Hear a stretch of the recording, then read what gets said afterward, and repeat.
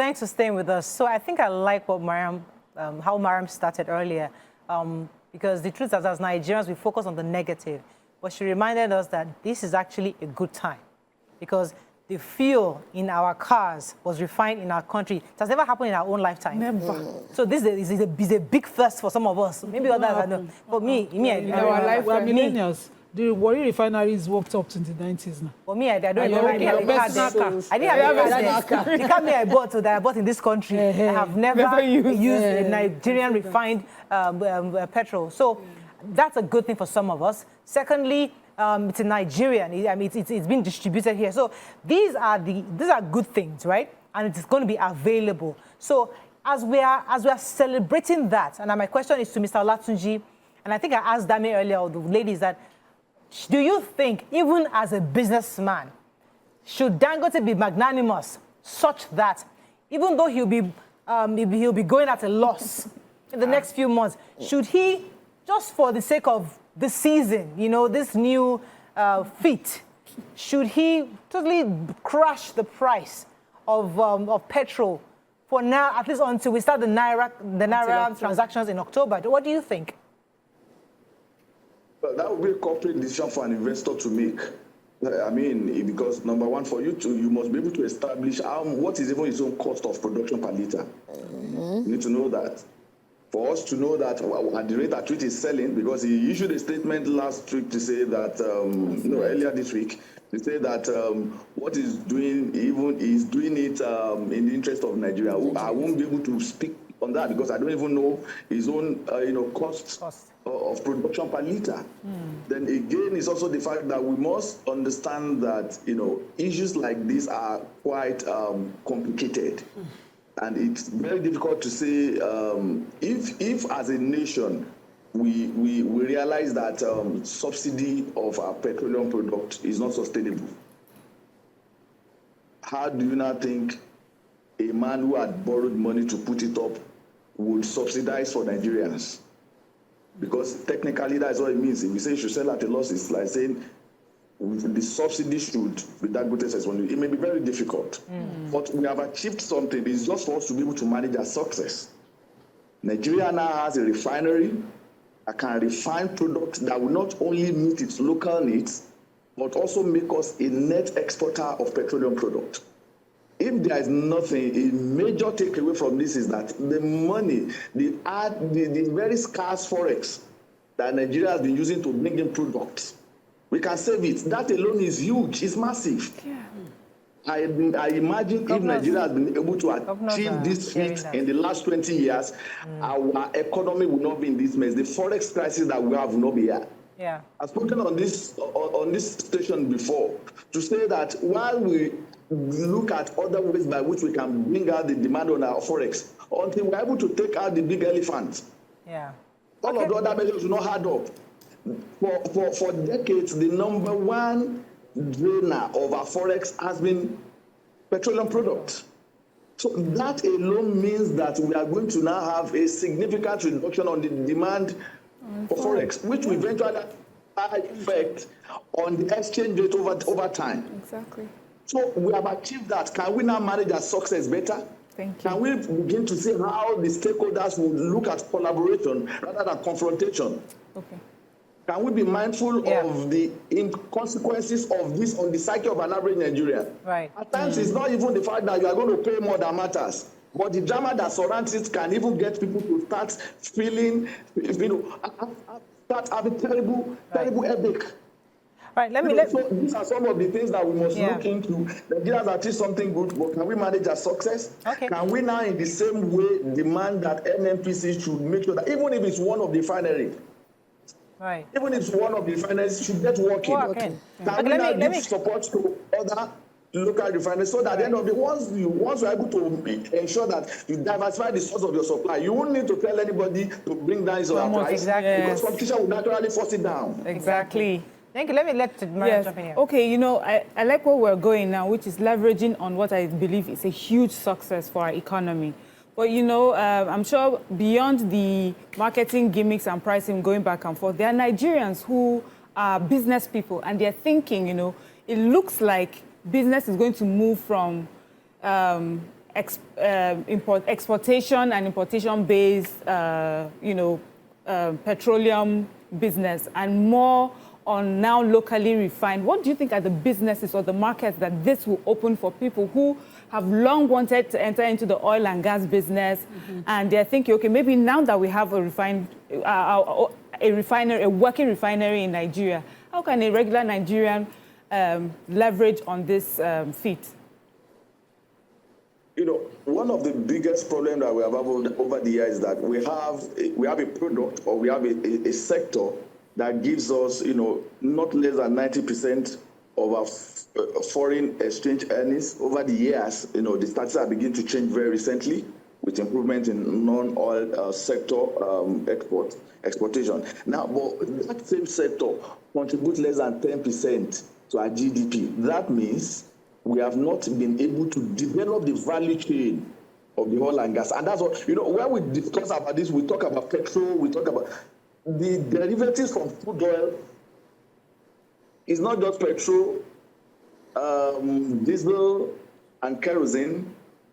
There are so many other petrochemical products that before now Nigeria cannot even talk about it. You still have to import them because you are not refining locally. And with this development, all of these other sectors will be created. You are going to have, multiplier effect of this on the economy. Look at the number of trucks that were moving towards Lekki Sunday night. The haulage sector itself would have, multiplier effect. That axis, that corridor will begin to witness improvement. If tomorrow you have something happening, if you have been to the Warri refinery or Port Harcourt refinery, even where you don't even have refinery, look at in Ibadan, where you have the Akpata in Ibadan, where all you just have was just a depot. You will realize that the economy of those areas revolves around those big industries. But when it closed down, nothing was happening. The economy around that place also went down. People would have to go into some of these areas and build hotels, build motels. People would sleep over so that they can evacuate products tomorrow. You are going to begin to see all manners of other products. You are going to see, some other derivative of crude oil that we now have access. One of the things that has been so, I'm on national TV, don't let me use just crazy over the price that even when we're swapping products, you take crude oil that can give you as much as 7, 8, 9 products. Let me pause you for a second, Mr. Olatunji, because I have a caller who's been holding for a while. I want to take Mr. Bashir. Mr. Bashir from Abulegba. Good morning. Sorry for keeping you. First of all, I wanted to congratulate Dangote. He has done so much. He has done work for this country. We should appreciate him. So, as it is now, the best thing for him to voice out all these things, to have his own personal gas station somewhere. Oh, I really wanted to hear you because it was a bit muffled. I didn't hear you. Let me let Mr. Olatunji finish what he was saying. Mr. Olatunji, let me let you land your point. Yes. So like I was saying, all of this loss that we have incurred in the past as a nation, even by way of non-refining, even when we're swapping, all of this will now be reversed as gain to us. So it simply means all other sectors that are dependent on crude oil, derivatives will now come back to life. Businesses around that will come back to life. You can see the Lagos State government was saying that we are going to introduce e-call-up effective, is it Sunday or so? Yeah. Now, it simply means the IT sector will come back to life. There are going to be new technologies to drive this sector. The opportunity is massive. That will be created. Opportunities will come back to life. And that's why I'm saying this success, Nigeria just needs to manage this success. Okay. And then our ability to effectively manage this success will also serve as an encouragement to other investors to come and invest there. Okay. We must not forget that we have a law that has deregulated this sector now. It's not like before that it's purely, the government responsibility. Okay, let me get a few more questions for you. Okay, I have a question. Go ahead, Nyma. The Dangote Refinery is a 650,000 barrel capacity refinery. So we're looking at it not serving just Nigerians. It's going to deal with this oil subsidy paid and transferred to our West African brothers. Also, it's an opportunity for the West African countries to come in as we are looking and partner and see how they can also get petrol eventually. Are you looking at NNPC? Is it possible that NNPC is also insisting on controlling this? Because, you know, they're insisting it's a deregulated market, but yet they're controlling pricing here. Is there a way NNPC can limit Dangote's business within this sector of, you know, selling to our West African neighbors? Yeah. Now, the way it is presently, Dangote itself confirmed that 95% of his product is being taken outside the country, that he has ready buyers already. What that simply means is that we really don't have control as to who Dangote sells to. But because he has a capacity, he has a refining capacity that is more than what Nigeria needs. Okay. We also need, the surplus is not what will happen to the surplus. The surplus is also in a way going to help Nigeria because he will not sell the surplus in Naira. It will be sold in dollars. And we need foreign exchange. So Dangote also becomes a foreign exchange earner as a country. So whichever way it goes, it becomes a blessing to us. But like I said the other time, it is not good in an open market economy to also begin to, encourage monopolistic tendencies. And that is why today, with what is happening in Dangote, that should not be enough reason for us to forget about all other products that we have. But by ensuring that all other, companies, too, including our national company, comes into play. Eventually, it may even be that the needs of Nigeria will not be met by one or two of NNPC refineries and maybe some other modular refineries. And Dangote's business will actually be to export purely. I mean, there are so many refineries outside the shores of Nigeria that don't even sell their product within their own country because their country is self-sufficient. Okay. Thank you very much. In this product. So for us, I think it's a good thing that Nigeria has gotten to this level. Right. However, we must manage this. We must encourage that there's collaboration. Synergy must come to play. Not just between Dangote and NNPC, but for everybody in that sector. NNPC must realize that now it is not just a regulator. Yeah. Let me take Emmanuel. He's been holding for a while. Good morning, Emmanuel. You're live. Hello, Emmanuel. I can hear you. Please, go ahead. You are live. Okay, thank you very much. You see, even in Edo State, because I'm speaking from Edo State now. Can you hear me? It's very, go ahead. Okay, in Edo State, when the Edo State government will build that refinery, the modular refinery, all Edo individuals were thinking that at the end of the day, they will be able to get at least this product and there will be no intricacies concerning how to get the crude. But it was surprising, even a government, a sub-government like the state government, could not be able to navigate its way to get crude. So at the end of the day, we're now hearing that it's not about building the modular refinery. There's a way you have to get your way to get crude. That is where that investment has stayed, even as I'm talking now. Even the government, the state government cannot be able to negotiate with a government of the day or federal government to be able to get this crude.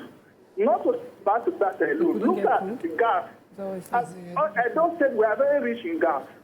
But we cannot be able to, you are ladies there. You know amount of, because I'm speaking as a layman. But looking at everything, I believe the federal government has some power. There is no cabal or anybody that is holding the jugular of this nation. At least with the federal government in place, sincere federal government in place, they should be able to stand their authority and stand their ground and be able to say, okay, this is how I want this thing to operate. Yeah. They should be able to weigh in their, big power to be able to at least streamline all these things so that the country can benefit for what we have in this country.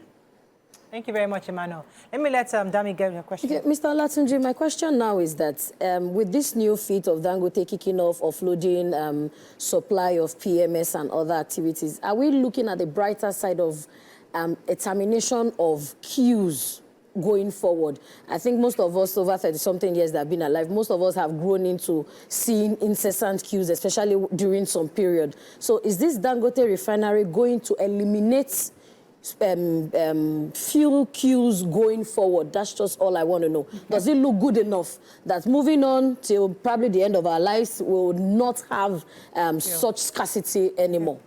NNPC willing. If NNPC does not interfere or stifle. I think once we don't create unnecessary bottleneck, the supply in the country, it is on record that today Nigeria has capacity to not just meet its local demand, but to also meet the demands of other parts of the world. So the supply end, which has been a major issue for decades, has been effectively addressed with that singular investment. So we can see a situation where we will not find ourselves in this issue of queue. But the question on the lip of an average Nigerian now is affordability. How affordable will the product be? And I think it's in stages. So that of availability has been largely answered with the capacity that we have. All that needs to be done is for all the regular NNPC. Let us see Dangote as a partner. Okay. As a threat. While NNPC gets its own facility, if NNPC gets its own facility together tomorrow, what NNPC can also take care of the Nigerian nation, and NNPC can now decide to do whatever it likes with his own product too. It's his own business as well. The NNPC today has also been so in terms of availability, I think Nigeria has been able to scale that order once in a very long time. Let me take this call from Hamed, calling from Auchi. Good morning, Hamed. You're live. I do people are on today. Hello, Hamed. You're live. Hamed. Okay, let me ask you a final question because I'd like to actually open our phone lines for Nigerians to call in on this matter. But oh, Hamed, you're there. Yes, I'm there. Okay, please go ahead. You're live.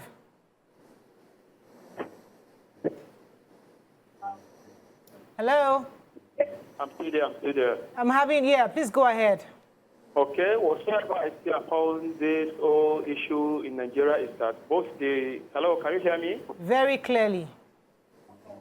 So I say whatsoever is behind all this Nigeria for scarcity of Petroleum and Dangote Refinery is that even the Dangote itself and the Nigerian government, they are all one. And this is Nigeria. Let's depart. They say this is Nigeria. They are all one. So Dangote is the government because most of the government has a share in that particular refinery built in Lagos here. Okay, we couldn't get Hamed very well. I wanted to ask you, Mr. Olatunji, maybe you can take a few comments on social media. But the federal government is excited about this CNG, compressed natural gas, coming to be available, especially for transport workers. In your view, do you think that when these CNG kits are distributed across board, it would probably influence the cost of petrol because hopefully many of these transporters might not even need petrol anymore. Can you see the future of what it's like in the next 1 year when we have over 1 million transportation vehicles with CNG kits and not even needing to go to the filling stations? Will this affect prices? Do you think Nigerians will begin to shift and move over to big choices to do CNG instead of going to petrol? Yeah. Globally, the future of the oil and gas industry is in gas. Globally, including Nigeria. That's the future. That's the future. And in terms of the need to have clean energy is the best. In terms of cost effectiveness is the best. And for you to know how blessed this country is, that all we need is just to get our acts right. Nigeria's gas reserve is even more than the oil, the oil reserve it has. That's how blessed we are. So in terms of supply, availability of gas, it's available. However, the major challenge for now is in the conversion kit, which is not within the reach of an average Nigerian. And it's good that an initiative has been put in place to drive this, to say, make it available to an average Nigerian. And we know that with time, once there is more investment in this sector too, the prices of the kits will come down. And I believe so strongly that there's going to be a shift. There's going to be a shift of the discussion from oil, from petrol to gas in the next decade. It won't even be up to 10 years because that's why the future is. It's cheaper today. If you see anybody that runs his vehicle on CNG, will tell you it's far cheaper than you running on oil like that. So eventually, it's going to be about affordability. It's going to be about availability. So in terms of availability, Nigeria has the results. We have what it takes. The only challenge with that now is in the conversion kit. Except you are buying a vehicle that is already powered by converted. gas directly, but if you're not, you have to convert what you have. Okay. And once the cost of conversion is coming down, which is also a way by which government can incentivize investment and the diverting the usage from oil and gas only, from oil only to gas. I'm aware that the government is trying to give support to the public transporters to have conversion, I think, for free in some instances, depending on where. And so I think more of these are some of the things to encourage government to do more from some of the savings that we are making from oil, so that at the end of the day, these are more realistic ways by which you can give palliative to the people. All right, let me get one more final question for you so we can wrap up. Go ahead. So just as you said earlier, you said Dangote can't sell its petrol, to anybody outside or within the country. But Dangote insisted the price for its petrol will be fixed by FEC. The NNPC insists that they would be the sole distributor of this petrol, and they've issued a letter of credit of $120 million to Dangote for 25 million liters of petrol. All these factors are scary because the NNPC would later come out and there will be a cost that will come back to Nigerians that, will be like a subsidy. That's my conspiracy. Is there any hidden cost in this arrangement apart from what we know, now, or should we be expecting one to come up later? Yeah, I know he's not sure. Well, like I said the other time, ideally, if the issue of supply or monopolistic tendency is not there, the role of NNPC is not even in fixing of prices. And as it is technically, it is not as if NNPC, because if you look at the Petroleum Industry Act, it says it clearly, NNPC is no longer a regulator. However, when you sense that there are going to be energy insecurity, NNPC will come in as just to save the nation from getting itself into crisis. And that's why NNPC is using its own wherewithal and capacity. And the fact that it's also an investor in Dangote, that's one thing people do not forget. NNPC also owns a share of Dangote Refinery. So NNPC is just trying to say, okay, can we use our power, the muscle, the financial muscle we have, as well as the name, and the fact that we are also an investor, to talk to Dangote, so that in case Dangote is selling at 892 naira today through NNPC, perhaps if NNPC was not involved, maybe it would have been 1,000 naira. That's exactly what the NNPC is trying to do. And the only way by which NNPC can save itself from being entangled, if, for instance, NNPC's intentions, for the sake of this argument, is clean and NNPC is actually just trying to protect the nation, the only way NNPC can save itself from this is to ensure that there is diverse source of refined products in the country, is to boost supply. It does not become the business of one man to feed the entire nation of his petroleum needs. Once that is done, the law is very clear. NNPC will have to stay clear of even negotiation with Dangote. Let Dangote look for its own customers. Let NNPC sell at its own rates. Let others set up refinery, and that is the best way by which we can run this. But we need to wrap up with you, Mr. Olatunji. Unfortunately, I'm running out of time. We must not forget where we are coming from. We may not be where we should be, but we are not also where we used to be. Right. Unfortunately, we have to wrap up with you, Mr. Olatunji, but I really thank you for joining us this morning. Mr. Olatunji is an economist and a financial analyst. He joined us this morning to share his own perspective on this whole Dangote refinery and the pricing released by NNPCL. I'd like to end by reading a bit from Engineer Tijani's message. He says Dangote is a businessman and his refinery is not operating as a charity or not-for-profit entity. The motive of any entrepreneur is profit maximization. What DR will do is to ensure product availability and not affordability at the moment until we have options from other refineries. What this means is that federal government may have no choice than to subsidize fractional part of the cost of the gas station until the cost of crude to DR is cheaper than the imported ones. With the DR product tracking system, we can reduce the quantities of products being smuggled out of the country, and the subsidy will be stable. Families, companies cannot have the right budget with the volatility of prices in petroleum products. So I think we can end with that. That's all we can take on this segment. We're wishing Nigerians the best. As Miriam said, it's a good time. However, it's still very difficult because we don't have those pricing yet. We're also optimistic that in the future, it will get cheaper because there will be options once CNG is properly rolled out to across all Nigerians. Let's go to a short break. When we come back, we'll discuss very briefly the Edo election. Stay with us. We'll be right back.